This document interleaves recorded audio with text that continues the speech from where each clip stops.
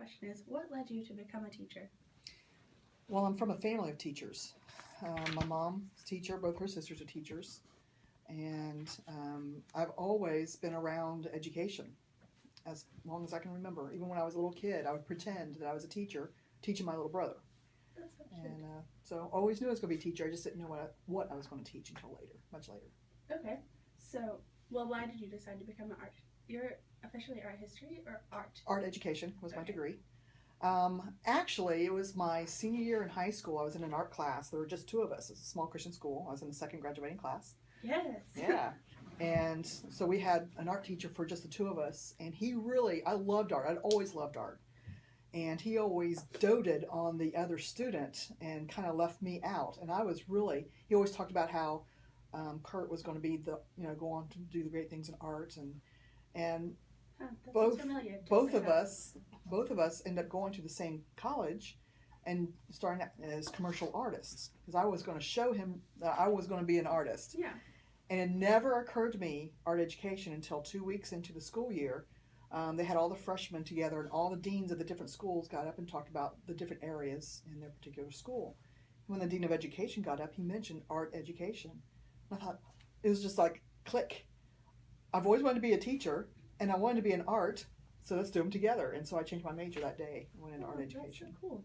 That's awesome. Okay, so what is your personal philosophy of education? A personal philosophy of education. Well, for me, I was always a struggling student growing up. I was just an average student, always had to work hard for my grades. And so I think that is to my advantage as a teacher because I understand kids who struggle. And so my philosophy is to make education exciting for everybody. From the kid that really struggles to the kid that does really well. I want to make it exciting for everyone.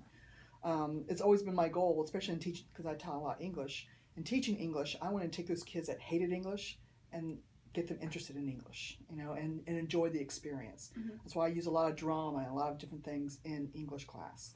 So my philosophy is to be able to make education fun for everyone and exciting. It may be the driest subject, but I think a creative teacher can take that and make it into something exciting. Yeah, that's actually why I decided to interview you, is because I always loved reading, but then your English class really made me excited about English as a subject instead of grammar. Because it's exciting. You've learned so much. Sure. And so, yeah. So pretty much why I decided, because I never thought I could do it because I suck at spelling, or stink at spelling. So anyway, so that's why I chose you. Cool. So Very cool. Fun story. Anyway. Technology can be good and bad. I think one thing that's been a detriment is that kids have lost the art of communication, face-to-face and in writing as well. Everything is so fast-paced and shortcuts that I think it's taken away from some of the creativity that can be done.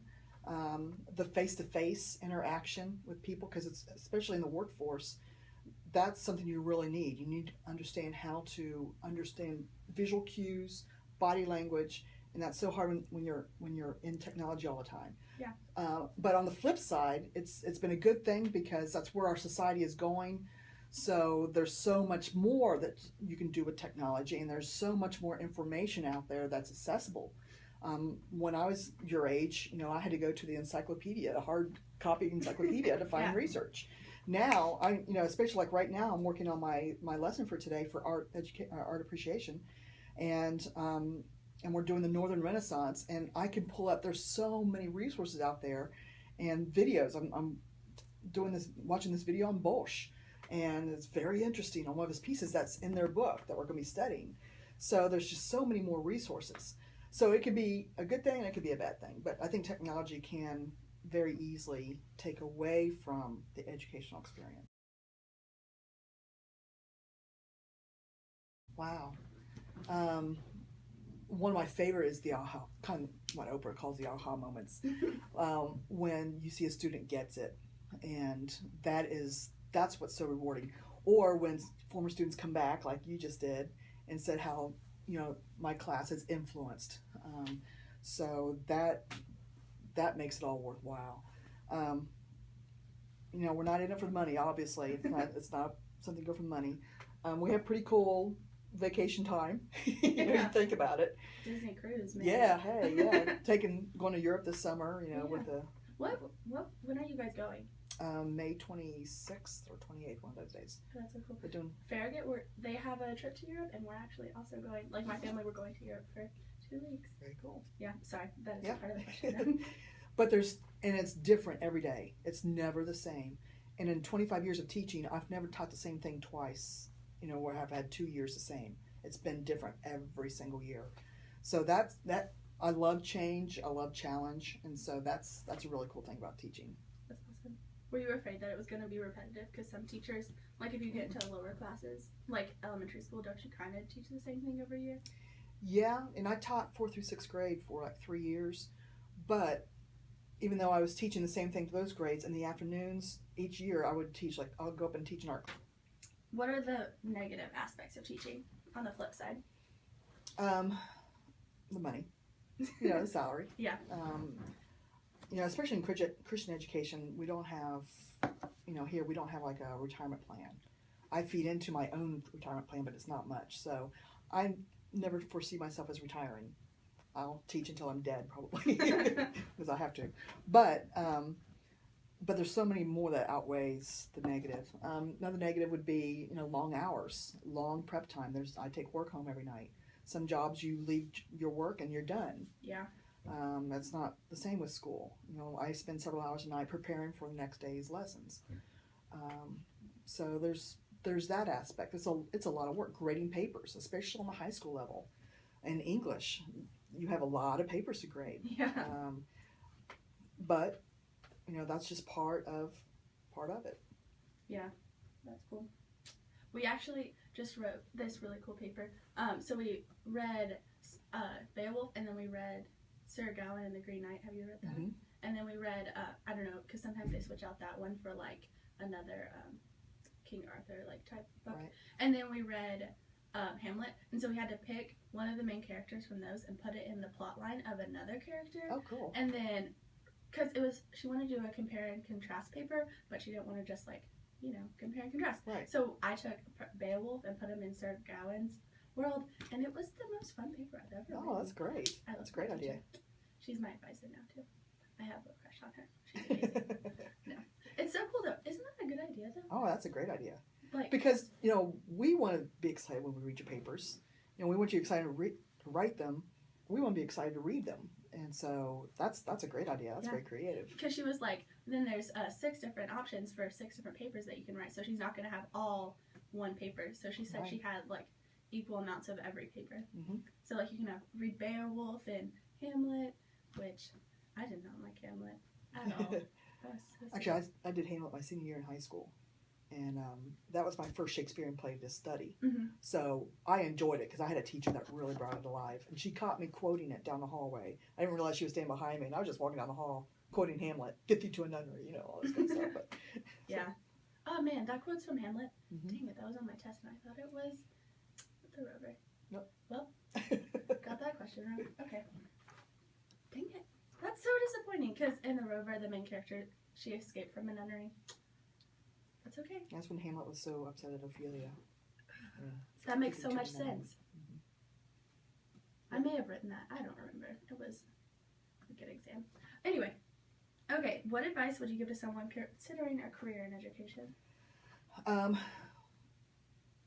Let's see. Experience life as much as possible, because that's what brings creativity into your classroom. There's not so much, you're going to learn a lot of book knowledge and stuff in college, but probably when you're going to learn the most is in your student teaching, when you're actually in there doing it. So get into classrooms, observe different teachers, how they do things, glean from that. I mean, this is all, what you learn in college is extremely important, but I found I learned so much by doing in my student teaching and then observing other teachers.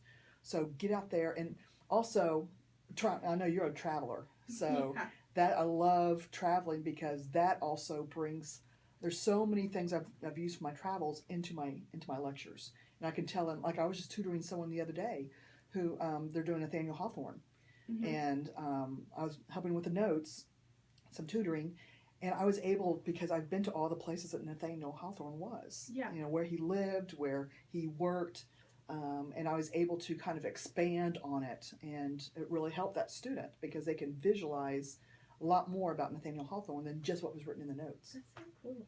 That's awesome. Yeah, I'm working in the admissions office now, and next he has like an assistant that is a senior that's graduating, but she travels with him to all of his he works in the South, so they go to like a college fair in like New Orleans and all these different places. So I'll get to start doing that great. next year, and I'm so excited because I That's want awesome. to. Yeah.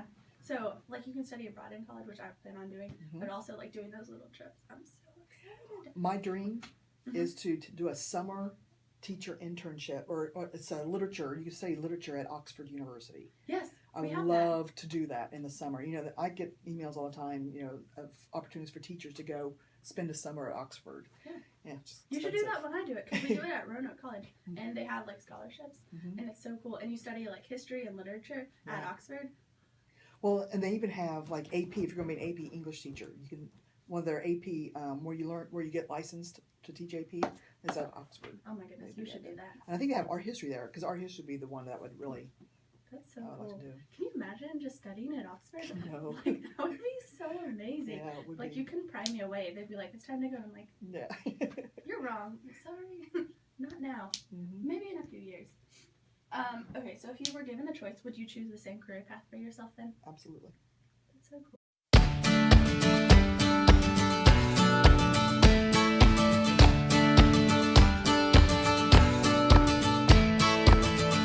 Haven't seen you since